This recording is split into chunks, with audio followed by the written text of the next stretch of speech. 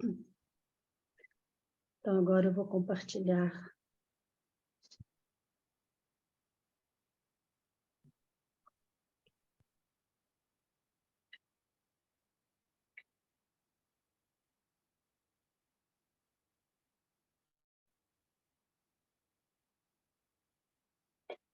Vocês estão vendo? Sim. Sim? Agora entrou. Joia. Entrou, né? Entrou. Então, vamos lá. Vou colocar aqui no cantinho, para não me atrapalhar aqui. Bem, hoje, como eu inicialmente já havia falado, eu vou repetir, a gente vai fechar essa primeira parte do estudo, né, do livro Ser Consciente, da Joana, psicografia de Divaldo Franco, e ela fecha com o capítulo cujo título é A Nova Estrutura do Ser Humano. Joana, ela sempre muito,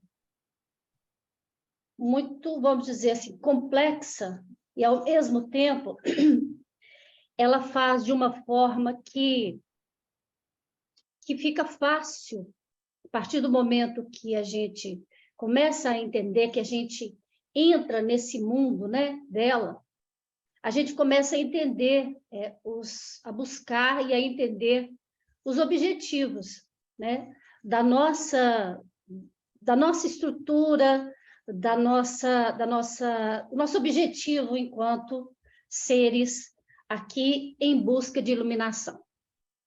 E Joana, nessa primeira parte, que é chamada a quarta força, né, da psicologia, ela fala da psicologia transpessoal. Porque até então, a psicologia, ela tinha até a terceira força, né? Ela começa o estudo abrangendo a psicologia desde a época desde o século XIX, né? O período em que a psicologia começou a ser mais estudada, começou a ser mais compreendida, mais analisada e mais colocada em pauta, né? Vamos dizer assim. E Joana, ela começa, então, ela parte para essa primeira situação da psicologia, ela parte dessa psicologia anterior até chegar na psicologia da transpessoalidade, né? Vamos dizer assim, transpessoal, que ela começa, essa psicologia transpessoal, ela começa mais ou menos em 1960, 1970 do século passado. Então, durante todo o nosso estudo, nesses 5 capítulos, ela falou sobre o desenvolver da psicologia nesse período, né? E ela começa essa quinta parte, né, a nova estrutura do ser humano, falando da seguinte maneira, ela faz um resumo disso tudo, né? À medida que a psicologia vem aprofundando a sonda da investigação nos alicerces psíquicos do ser, tentando compreender as alterações da consciência, mais se agigantam as perspectivas do conhecimento para tornar a existência humana mais digna de ser vivida. Então, essa primeira parte, ela coloca a psicologia como um fator fundamental para a gente entender o que trazemos em nós em termos de psíquico, né? Em termos de autoconhecimento, em termos de entender as nossas alterações de consciência, as nossas alterações psíquicas. E essas alterações psíquicas, elas, por mais simples que pareçam, né, elas nos dão uma ideia do que a gente carrega dentro de nós mesmos, né? Por exemplo, em determinado momento, tá tudo bem, você na sua casa e tal, algo acontece e você sente você reage de forma, vamos dizer, agressiva, você explode. E você, muitas vezes, isso várias vezes já aconteceu comigo, e acredito que aconteça com todos nós, né? Assim, meu Deus, por que eu agi desse jeito? Né? Então, essas alterações de consciência, né? E, até então, a psicologia estudava e via isso como aspectos patológicos, ou seja, doentios, né? Que o nosso corpo correspondia a tudo isso como uma forma de doença. E partindo, né, a psicologia até então, né, antes da psicologia transpessoal, já em desenvolvimento, acreditava-se que as nossas alterações começavam a partir do momento da nossa concepção, né? E com a psicologia transpessoal, a gente tem percebido, e Joana nos mostra, e ela nos leva a uma compreensão muito maior de que muita coisa antecede a essa nossa encarnação, né? Então, a gente tem aqui a nova estrutura do ser humano. A nova estrutura do ser humano, então, com a psicologia transpessoal, ela mostra que a nossa estrutura é espírito, perispírito e matéria.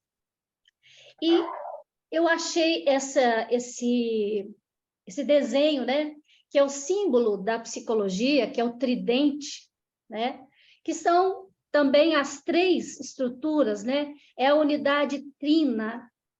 Então, espírito, perispírito e matéria.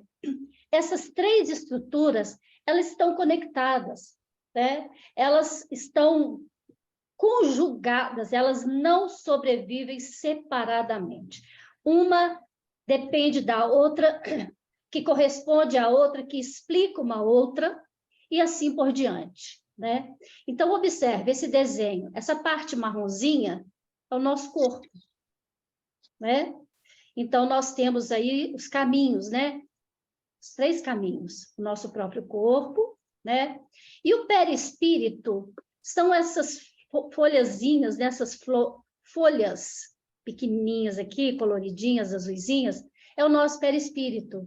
Está agregado ao nosso corpo. E, ao mesmo tempo, ele libera e ele manda, ele envia informações para o nosso espírito, que é livre, são esses pássaros aqui, que é eterno, que caminha para o aspecto universal, né? Então, essa figura aqui mostra bem essa unidade trina, corpo, perispírito e espírito. Por que eu comecei com o corpo e não com o espírito? Porque a própria Joana, ela faz ela coloca assim, ela coloca o nosso corpo, nós somos, né, os seres novos, a nova estrutura, espírito, perispírito e matéria, e corpo físico. Mas só que Joana, inteligentemente, como sempre, ela começa nos colocando, né, nos mostrando o aspecto mais concreto.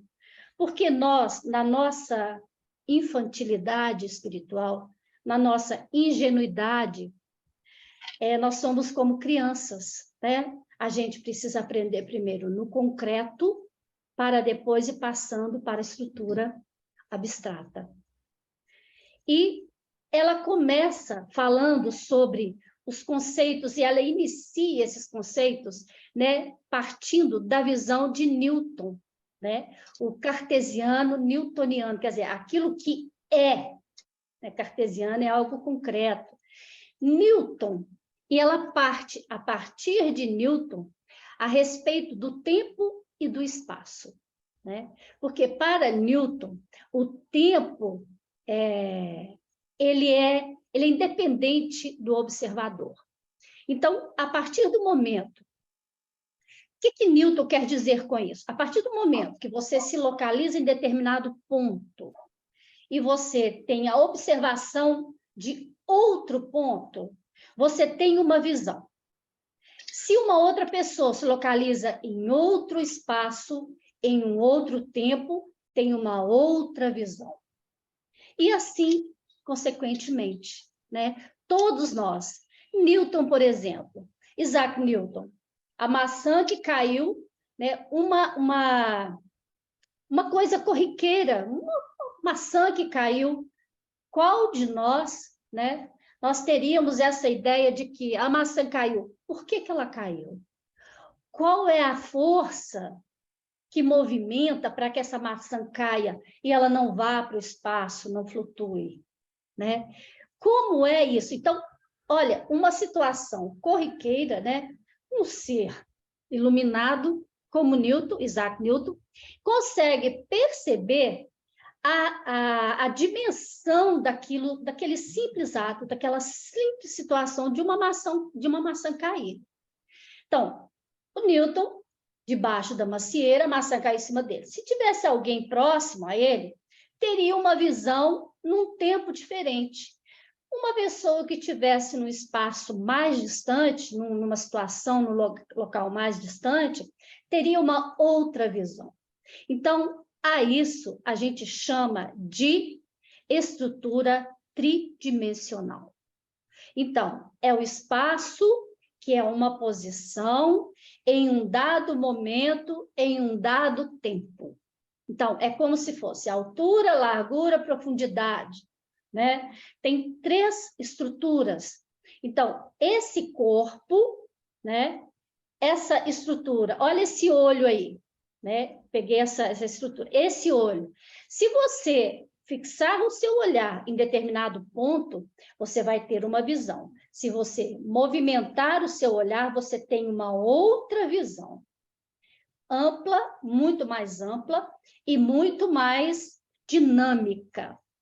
E Newton começa, então, a perceber que o tempo e o espaço, eles são dinâmicos, né? Eles independem da forma como você observa. Não é nada batida a prego. As coisas vão ampliando. E, a partir disso, ele analisa. Eu não tenho a menor condição de explicar aqui a teoria newtoniana, né?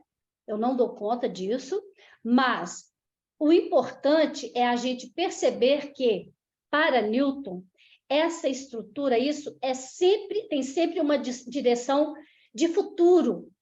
Amplia. Esse futuro é a questão da ampliação da forma como nós vemos as coisas, como nós analisamos as coisas. Olha só, Joana parte dessa estrutura ampla, dinâmica, independente de mim, de você, de outro ser, enquanto observadores de nós mesmos e do nosso mundo ao redor, né? E tendo sempre uma visão que caminha para o futuro. Então, olha como isso tudo dialoga com a doutrina, né? Então, a partir daí, Joana, ela amplia e ela fala, e ela chama de nobres intentos vitoriosos da neurociência. Aqui, Joana está fazendo referência ao nosso corpo físico, né? A neurociência. O que a gente percebe nessa questão da neurociência, que depois a Karina pode ampliar isso aí para nós, porque é a área dela, né? Então, dentro daquilo que me foi possível pesquisar e que eu tive condições de trazer, e é possível, até mesmo para a gente entender um pouquinho mais, a questão do nosso corpo. Nós somos compostos por moléculas, né? Então, o nosso corpo, ele funciona, a estrutura funcional são as moléculas que estão sempre em atividade. Essas atividades, essas moléculas em atividade, cria-se, então, uma estrutura celular, né, que compõe tudo que existe no nosso corpo físico. Então, tudo que existe no nosso corpo físico, ele está entrelaçado, né? Ele está ligado a estão interligados, né? Então, isso é uma estrutura sistêmica. Então, o nosso sistema funciona por causa da composição dessas células que, por sua vez, funcionam baseado numa estrutura molecular. E nessa formação, nós temos aí o sistema nervoso central e periférico. O sistema nervoso central e periférico, ele vai receber todas as informações que a gente precisa em termos de sensações, em termos de sentimentos, em termos de sentidos, né? E relembrando aqui, que teve um estudo, se não me engano, acho que eu comentei, eu não sei se foi aqui ou se foi na reunião de sábado, que a nossa cabeça é o mundo inteiro, é o universo. Né? Por que que é um universo? O nosso cérebro, no centro dele, nós temos a glândula pineal. Né? Há estudos de que futuramente as pessoas não mais falarão, nós iremos nos comunicar mentalmente. Então, a nossa glândula pineal será o nosso Wi-Fi. Né? Isso é muito interessante. A coisa está caminhando de tal forma que, com certeza, nós vamos chegar a esse ponto de comunicarmos em pensamento. Né? Então, o meu cérebro, o nosso cérebro, recebe todas as informações para o funcionamento do meu organismo. Né? Então, essa ligação. Então, a partir do momento que eu recebo que o meu sistema nervoso central e periférico, ele age para o meu comportamento, para as minhas ações, para os meus pensamentos, né? E automaticamente para a minha questão cognitiva. Então, o aspecto comportamental. Eu posso dizer que, através do meu comportamento, eu tenho determinada característica. Eu sou ansiosa, eu sou depressiva, eu sou alegre, eu sou triste, né? Eu sou pacata, eu sou agitada. Então, o meu comportamento, como eu recebo essas informações, né, no meu sistema nervoso, eu transporto, eu passo isso para o meu comportamento. E também o aspecto cognitivo, né, que é a questão da inteligência, e nós temos aí, vou ampliar um pouquinho, o cognitivo, até bem pouco tempo, mas bem pouco tempo mesmo, nós tínhamos um aspecto chamado QI, a gente ainda tem, né? Mas hoje a gente tem o QI e o QE. O QI não é quem indica, não, é quociente de inteligência, né? Alguns têm uma inteligência muito além, outros inteligência chamada normal e outros inteligência um pouco abaixo do normal, né? E o quociente, o QE é o quociente emocional. Então, nós já sabemos que as nossas emoções, o nosso agir conforme as informações que nos chegam, nosso comportamento diante dessas informações, é o nosso quociente emocional. Então, eu vou agir, né? Eu vou falar a minha linguagem, como eu vou perceber determinadas situações. Então, isso aí, a gente já consegue entender a questão de como eu percebo o outro, como eu percebo determinada situação, como eu me percebo, como eu tenho consciência a partir de que e de que ponto eu tenho consciência de mim e do outro, né? Se a minha visão ela sai de mim, sai do meu umbigo para enxergar o umbigo do outro ou não, né? A minha visão de compaixão, a minha visão de caridade, a minha visão de aceitação, a minha visão de sou um ser limitado e sou um ser finito, mas eu trago dentro de mim a infinitude da vida. Isso é muito bonito, né? E, além desses aspectos, né, da neurociência, nós temos também da biologia molecular. O que é a biologia molecular? Biologia molecular é a hereditariedade. Quando eu falo de hereditariedade, a partir do momento que eu fui concebida, né, que a minha mãe começou a me gerar lá com meu pai e minha mãe, eu comecei a surgir, né, eu comecei a minha encarnação, eu vou trazer em mim, eu tenho em mim características dos meus pais, dos meus avós, dos meus bisavós, dos meus tataravós, e assim por diante. A psicologia, né, e os novos estudos, eles ampliam essa visão, né? A hereditariedade física, mas eu também tenho a chamada hereditariedade espiritual. O que eu trago? Nós já sabemos que o que nós somos, aquilo tudo que nós temos, ela não está atrelada, não começou com a minha concepção. Ela está muito antes dessa concepção. E o que vem antes dessa concepção? Uma outra concepção, uma outra encarnação, que vem outra encarnação, que tem outra encarnação. Então, eu vou trazendo todos esses registros em mim.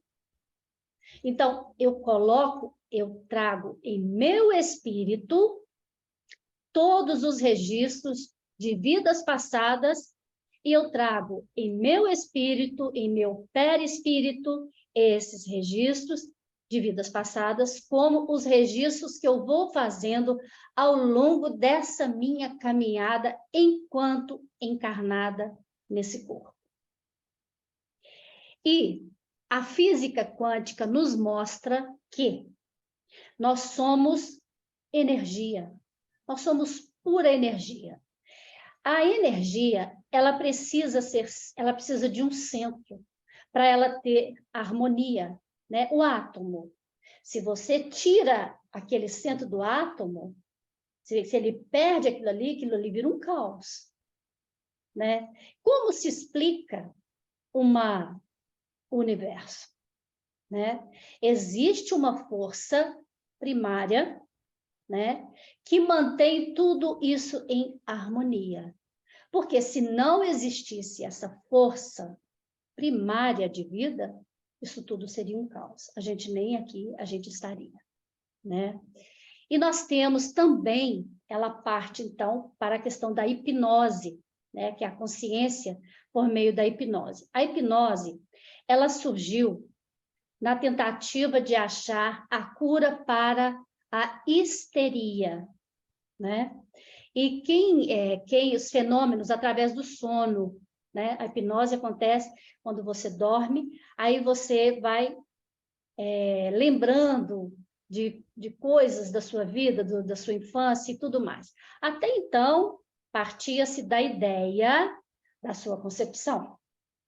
Então, olha a importância dos estudos anteriores, das psicologias anteriores, né? Da primeira, da segunda e da terceira força da psicologia. E quem surgiu, quem criou, quem fez esse estudo foi um psicólogo, um psicólogo, Brent, eu acho que fala assim o nome dele, tá? E depois veio o Freud e Charcot, né? Freud, a base dele é a estrutura da histeria, é o estudo da histeria, e ele utiliza também da hipnose.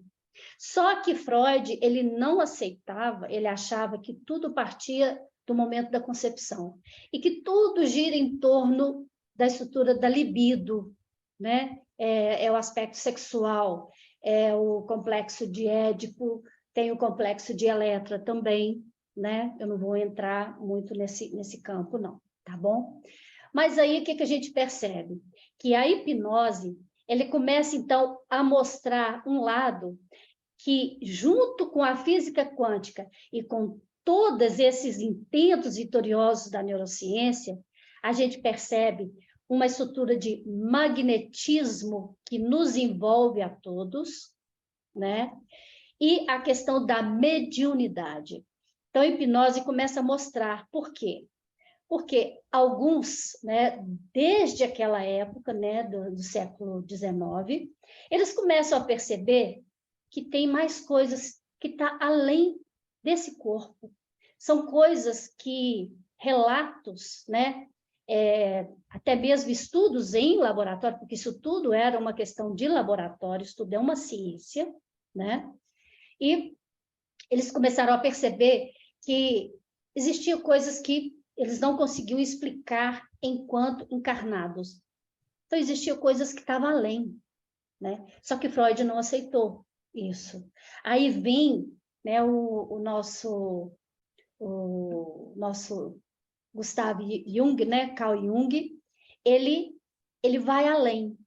É por isso que Joana tem o Jung como referência, porque ele passa a entender, ele não aceita essa limitação. Ele acha e ele tem certeza que tem algo muito além da estrutura física naquele momento, né? Naquela situação presente, naquele corpo, né?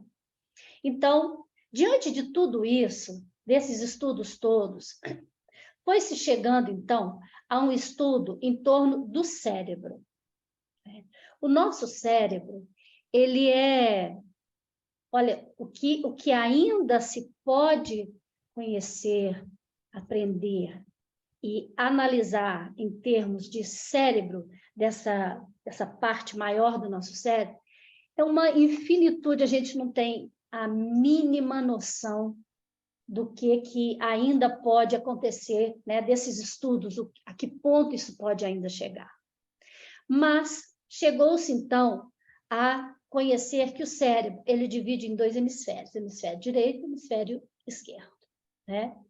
E chegou-se, então, à conclusão de que nós, ocidentais, utilizamos muito mais nossa parte esquerda, porque a parte esquerda é a parte, vamos dizer, mais concreta, né? Ela é a parte que está mais ligada ao comportamento mais da lógica, da razão, né?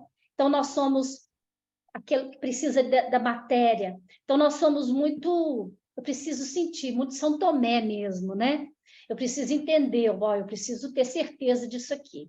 E os orientais, já por uma história já de vida deles, né? Tendo aí referência com Buda, que atingiu o Nirvana, e que eles trabalham muito mais o lado direito, que é o lado mais intuitivo, que é o lado mais abstrato, né? Que é o lado que trabalha um pouco mais a meditação, que um pouco mais não, trabalha muito, né? A meditação, os nossos chakras são estudos orientais, né? A acupuntura, a meditação, o nirvana, né? Ao qual o Buda conseguiu chegar, a questão do levitar, porque por mais estranho que possa parecer, pessoas levitam mesmo, né? Conseguem sair, tirar o corpo do chão e conseguir levitar, conseguir flutuar um pouco. Então, a partir daí, Joana, ela vai ampliando, ela sai do nosso corpo, né? Das nossas partes particulares, parte para o nosso cérebro, faz esse estudo, faz essa análise da razão e a parte mais intuitiva. E nós somos a soma de tudo isso, o aspecto racional, científico e o aspecto intuitivo, mais abstrato, o concreto e o abstrato. Nós somos a conjugação de tudo isso, né? E graças a algum neuropsiquiatras, né? Eles ampliaram esse estudo a respeito do cérebro. E eles, então, perceberam que o cérebro, ele detém a nossa memória. Então, está tudo aqui registrado. Voltando um pouquinho, que eu não ampliei, e voltando a falar que a nossa cabeça é um universo, e ela realmente é um universo. Nós temos a glândula que nos liga à espiritualidade, né? Nós temos todos os sentidos estão aqui. Audição, visão, paladar, olfato e a pele, que reveste todo o nosso corpo. O maior órgão do corpo é a nossa pele. É o tato. Então, nós estamos todos aqui. Então, aqui é o centro da nossa vida. né? Ligados à questão do chakra cardíaco. Então, chakra coronário, laríngeo, cardíaco e assim por diante. Então, tudo isso está sendo englobado enquanto formadores da nova estrutura do ser humano. Então, com a chegada à conclusão de que no nosso cérebro estão as nossas memórias, então nós temos aqui a reserva, está aqui no nosso cérebro, a reserva de tudo que nós vivemos, vivenciamos, nesta e em vidas passadas. Tá certo?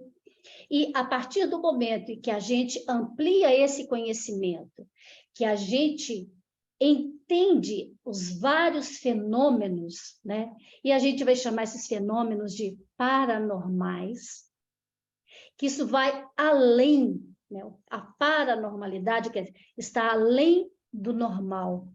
Então, nós temos aqui a união, Joana destaca a importância da união da psicologia transpessoal com a parapsicologia. Então, essas duas, elas formam a base da psicologia transpessoal. Concluindo, a base da psicologia transpessoal é o quê? É o nosso espírito.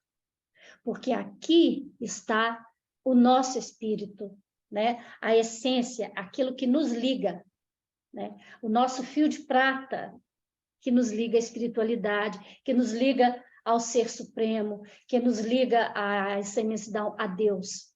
Então, nós somos esse elemento, né, de Deus. Nós temos isso, nós somos esse elemento de Deus, essa fagulha divina. Então, a partir do momento que esses neuropsiquiatras, né, o neuropsiquiatra, ele vai trabalhar os estados alterados de consciência. A partir do momento que ele começa a entender que os estados alterados de consciência, ele está muito além daquilo que é tratado, que não é um remédio que vai resolver, ajuda, mas existem outras formas de você tratar esses estados alterados de consciência, que pode ser uma simples explosão, um momento que você explode, que você agride, ou simplesmente algo que é corriqueiro, que te consome dia a dia, como uma depressão, como algum problema psíquico, né? Psiquiátrico, que você precisa tomar determinados remédios. Então, ficou comprovado que isso não é uma doença, né? Isso não tem um aspecto patológico. Isso vai além. Isso está no nosso espírito, está registrado em nós.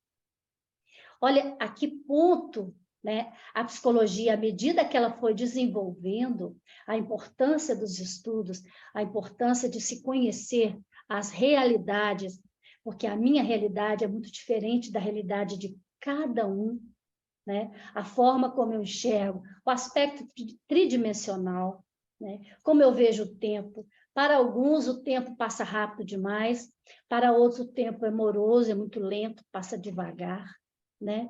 Então, eu deixo de ser um ser puramente orgânico e passo a ser um ser psíquico e espiritual.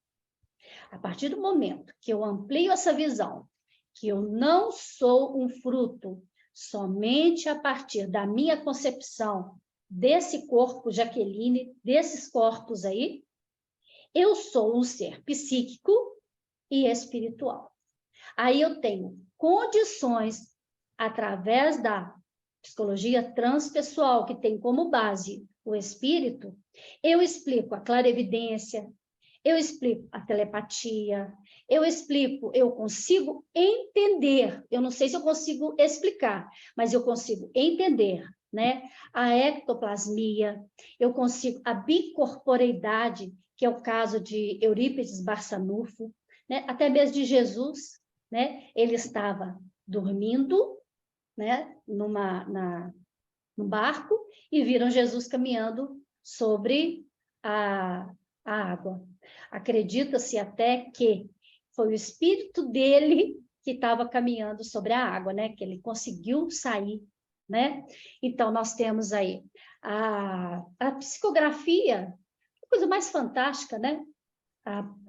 Você se teletransportar, né? A psicografia, você escrever e mensagens que fala detalhes de vidas, né, de pessoas que desencarnaram. Você não tem a menor condição, que a única pessoa que tem condições de analisar aquilo ali são os parentes.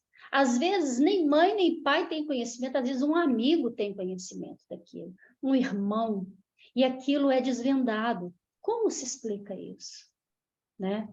Essas percepções mediúnicas, né? Essas estruturas extrasensoriais. Então, voltando a falar, o espírito é a base da psicologia transpessoal. Então, quando você começa a explicar, a entender esses comportamentos, né? Que Joana chama de comportamentos desarranjados, né? Essas patologias mentais e psicológicas, né? Variadas, a gente começa a perceber que a nossa mente, que o nosso cérebro, que a nossa memória, nós temos um arsenal de informações que vai nos ajudar a libertar dessas estruturas até então conhecidas como patológicas, né? Então, a gente vai começar a descobrir, né? E vai ser através das terapias que isso vai acontecer. Então, o terapeuta transpessoal, ele vai ter condições, né, de entender o que está acontecendo com você, né? Por exemplo, você ter uma psicóloga que tem conhecimento do espiritismo e que estuda e que tem condições de te ajudar a entender, porque você vai atingir um campo que vai além daquilo ali que parece que é simplesmente aquele momento, né, que vai além. Então, você vai ter condições de ter, você vai ter um suporte, você se autoconhecendo, né, fazendo esse estudo, e sendo amparado por um psicólogo que tem esse tipo de conhecimento, né, você vai ter condições de entender e de conceber, né, a reencarnação, de entender. É a ampliação da estrutura dual, né, as duas formas, que é o nosso corpo e o nosso espírito, né? E nós temos até aqui, Joana falou, dessas duas estruturas, dessas duas modalidades, né, da nova estrutura do ser humano. Aí, Joana, aqui, ela entra com o perispírito. Então, ela foi analisando parte do corpo e vai para o espírito, né? A nossa memória, como diz lá no estudo, no livro dos Espíritos, né? A questão 621, que fala assim, onde está, né? Onde está a memória de Deus, né? Onde está na sua consciência, onde está a nossa história, onde está a nossa vida, está, né, as leis de Deus, onde está a lei de Deus? Está na nossa consciência. Então, a importância de se entender e de se estudar a nossa consciência. Aí, eu coloquei aqui, olha, o espírito, né, e o corpo. Esse corpo aqui, e esse elemento entre o corpo e o espírito é o perispírito. Ele tem a ligação com o corpo físico e ele manda as informações para o espírito. A partir do momento, aí forma, nós somos esse ser trino. Nós somos espírito, perispírito e corpo. Nós somos corpo, perispírito e espírito, né? Então, a partir da nossa organização, do nosso corpo físico, nós temos, então, o perispírito, que é esse elemento de ligação.